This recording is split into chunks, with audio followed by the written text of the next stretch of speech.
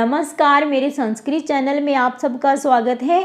आज हम पढ़ेंगे रिद्धि संस्कृतम पाठ्य पुस्तकम क्लास 6 के लिए नवमः पाठः का अभ्यास कार्य में सबसे पहला प्रश्न है पाठम आधृत्य प्रश्नानाम उत्तराणि दीयताम। पाठ के आधार पर प्रश्नों के उत्तर दीजिए। सबसे पहला प्रश्न है बालकः केन क्रीडन्ति, बच्चे किससे खेलते हैं। तो इस पाठ में हमने पढ़ा था बच्चे गेंद से खेलते हैं। हम लिखेंगे बालकः कन्दुकेन क्रीडन्ति। अगला प्रश्न है वयम केन वदामः, हम किससे बोलते हैं। इसका उत्तर है वयम मुखेन वदामः, हम मुख से बोलते हैं। अगला प्रश्न है वयम काभ्याम पश्यामः, हम किससे देखते हैं। इसका उत्तर है वयम नेत्राभ्याम पश्यामः, हम नेत्रों से यानी आँखों से देखते हैं। शिशुः केन दुग्धम पिबति, छोटा बच्चा किससे दूध पीता है। तो इस पाठ में हमने पढ़ा था कि छोटा बच्चा चम्मच से दूध पीता है। तो इसका उत्तर है शिशुः चमसेन दुग्धम पिबति, शिशु चम्मच से दूध पीता है।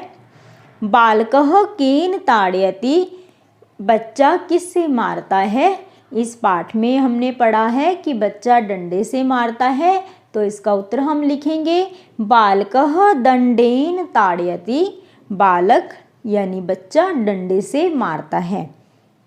अगला प्रश्न है कोष्ठकात् उचितम विभक्ति ही प्रयोज्य रिक्त स्थानानि पूरयत।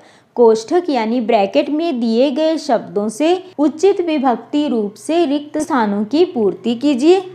ये हमें कुछ वाक्य दिए हुए हैं, उनमें कुछ खाली स्थान हैं जो कि हमने ब्रैकेट में दिए गए शब्द की सही विभक्ति लगाकर भरने हैं। जैसे सबसे पहला वाक्य है सह डैश खादति, वह खाता है। इसमें कोष्ठक में दिया हुआ शब्द मुख है, तो इसका वाक्य बनेगा वह मुख से यानी मुंह से खाता है। तो मुंह से के लिए हम तृतीया विभक्ति लगाएंगे। मुंह एक ही है इसलिए एक वचन लिखेंगे सह मुखेन खादति, वह मुख से खाता है। अगला वाक्य है वयम डैश चलामः, और ब्रैकेट में हमें शब्द है हमारे पास पाद, पाद मीन्स पैर। हम डैश से चलते हैं यानी हम पैरों से चलते हैं। तो पैर दो ही होते हैं इसलिए हम पाद शब्द की तृतीया विभक्ति का द्विवचन लिखेंगे वयम पादाभ्याम चलामः। अगला वाक्य है छात्रौ डैश क्रीडतः, दो बच्चे डैश से खेलते हैं। और ब्रैकेट में शब्द है कंदुक, कंदुक मीन्स गेंद। तो हम इसका तृतीया विभक्ति एक वचन लिखेंगे छात्रौ कंदुकेन क्रीडतः, दो बच्चे गेंद से खेलते हैं। अगला वाक्य है सह डैश विदेशम गच्छति, वह डैश से विदेश जाता है। और ब्रैकेट में शब्द दिया हुआ है विमान, यानी वह विमान से विदेश जाता है। तो विमान शब्द की तृतीया विभक्ति एक वचन लिखेंगे विमानेन, सह विमानेन विदेशम गच्छति। अगला वाक्य है तौ डैश विद्यालयम गच्छतः, तुम दोनों डैश से विद्यालय यानी स्कूल जाते हो। और ब्रैकेट में शब्द है द्विचक्रिका, यानी द्विचक्रिका मीन्स साइकिल, तुम साइकिल से स्कूल जाते हो। तो हम द्विचक्रिका शब्द का तृतीया विभक्ति एक वचन लिखेंगे तौ द्विचक्रिकया विद्यालयम गच्छतः। अगला वाक्य है यूयम डैश गच्छत, यूयम मीन्स तुम सब डैश जाते हो। और कोष्ठक में शब्द दिया हुआ है वाहन, यानी तुम सब वाहन से जाते हो। वाहन से के लिए हम वाहन शब्द की तृतीया विभक्ति एक वचन लिखेंगे यूयम वाहनेन गच्छत, तुम सब वाहन से जाते हो। अगला प्रश्न है कारक विभक्ति नाम उचितम मेलनम कुरुत, कारक विभक्तियों का उचित मिलान कीजिए। इस प्रश्न में हमें क भाग में कर्ता पद दिए हुए हैं और ख भाग में कारक विभक्तियां दी हुई हैं। ग भाग में क्रियापद दिए हुए हैं। जिस पुरुष और वचन का कर्ता पद होगा उसी पुरुष और वचन का हम क्रियापद यूज करेंगे और कर्ता पद के अर्थ के अनुसार ही हम कारक विभक्ति का प्रयोग करेंगे। जैसे सबसे पहला पद है अहम। अहम उत्तम पुरुष एक वचन कर्ता पद है। अहम मीन्स मैं, और इसके साथ हम उत्तम पुरुष एक वचन ही क्रियापद लगाएंगे। वदामी। अहम मुखेन वदामी, मैं मुख से बोलता हूँ। अगला कर्ता पद है त्वम।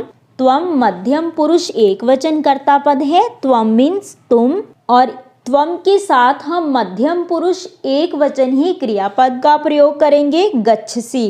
त्वम वाहनेन गच्छसि, तुम वाहन से जाते हो। अगला कर्ता पद है अश्वः। ये प्रथम पुरुष बहुवचन कर्ता पद है। अश्वः मीन्स घोड़े, और इसके साथ हम प्रथम पुरुष बहुवचन क्रियापद का प्रयोग करेंगे। अश्वः पादैः चलन्ति, घोड़े पैरों से चलते हैं। अगला पद है युवाम। युवाम मध्यम पुरुष द्विवचन है, क्रियापद भी मध्यम पुरुष द्विवचन प्रयोग किया जाएगा। पश्यथः। युवाम नेत्राभ्याम पश्यथः, तुम दोनों आंखों से देखते हो। अगला पद है यूयम। यूयम मध्यम पुरुष बहुवचन है, यानी तुम सब, और इसके लिए मध्यम पुरुष बहुवचन क्रियापद हम प्रयोग करेंगे। चलत यानी चलते हो। यूयम पादाभ्याम चलत, तुम सब पैरों से चलते हो। अगला पद है नराह। ये भी प्रथम पुरुष बहुवचन कर्ता पद है, तो इसके साथ हम प्रथम पुरुष बहुवचन क्रियापद प्रयोग करेंगे। शृण्वन्ति। नराह मीन्स मनुष्य। नराह कर्णाभ्याम शृण्वन्ति, मनुष्य कानों से सुनते हैं। अगला प्रश्न है भिन्न प्रकृति पदम चुनित। भिन्न प्रकृति पद को अलग कीजिए, यानी जो शब्द इनमें से अलग है उसको अलग करके लिखिए। सबसे पहली लाइन में हमें कुछ पद दिए हुए हैं। चरणः कर्ण मुखम करह। इसमें चरणः कर्ण और करह ये सब पुल्लिंग शब्द हैं, और मुखम ये नपुंसकलिंग शब्द है, इसलिए ये इन तीनों में से अलग है। अगले पद हैं कलमेन फलेन पत्रेण चरणेन।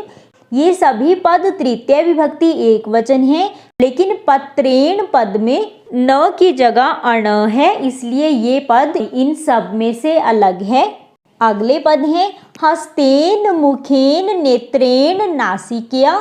इसमें हस्तेन मुखेन नेत्रेण ये सब तृतीय विभक्ति एक वचन पद हैं, और ये नपुंसकलिंग पद हैं। नासिकया, नासिका शब्द जो कि आकारांत स्त्रीलिंग है, इसीलिए नासिका इनमें से भिन्न पद है। अगले पद हैं नेत्राभ्याम पादाभ्याम हस्ताभ्याम और मुखेन। इसमें मुखेन तृतीय विभक्ति एक वचन पद हैं, बल्कि बाकी के सभी तीन पद तृतीय विभक्ति द्विवचन है, तो इन पदों में से मुखेन भिन्न पद है। धन्यवाद। अगर मेरी वीडियो आपको अच्छी लगे तो लाइक और शेयर कीजिए। इस वीडियो से रिलेटेड कोई भी क्वेरी हो तो कमेंट बॉक्स में कमेंट करके ज़रूर पूछें, और मेरे चैनल को सब्सक्राइब करना ना भूलें। बेल आइकन को भी ज़रूर दबा दें ताकि मेरे आने वाली वीडियोज़ की नोटिफिकेशन आपको मिलती रहे।